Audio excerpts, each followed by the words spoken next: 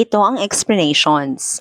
Noun clause ang what it means dito. Ito ang object ng verb na know.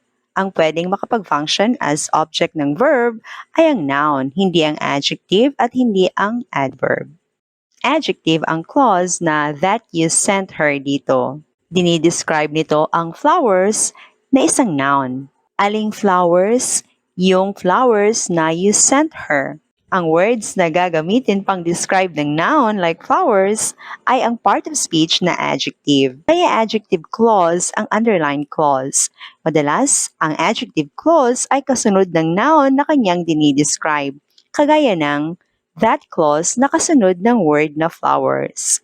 Adverb ang clause na until you finish. Minomodify nito ang verb na don't stop sa pamamagitan ng pag-specify kung kailan dapat mag-stop. Kapag ang clause ay nagde-describe kung kailan gagawin or kailan mangyayari ang isang action, adverb yan. Adverb of time. Makikilala natin na adverb ito dahil kadalasan nagsisimula ito sa conjunction na tumutukoy sa time, kagaya ng word na until. Adverb ang function ng clause na because he is sick.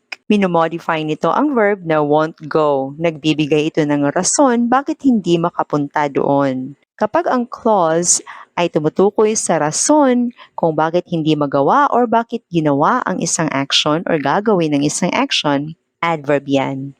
Madalas makikilala natin ito dahil nagsisimula ito sa conjunction na nag-i-introduce ng rason kagaya ng because. Noun ang clause na whoever wins the race. Ginagamit ito as subject ng sentence na ang verb ay will receive at ang object ay a large amount of money. Ang pwedeng gamitin as subject ng sentence among sa mga options ay ang noun lang.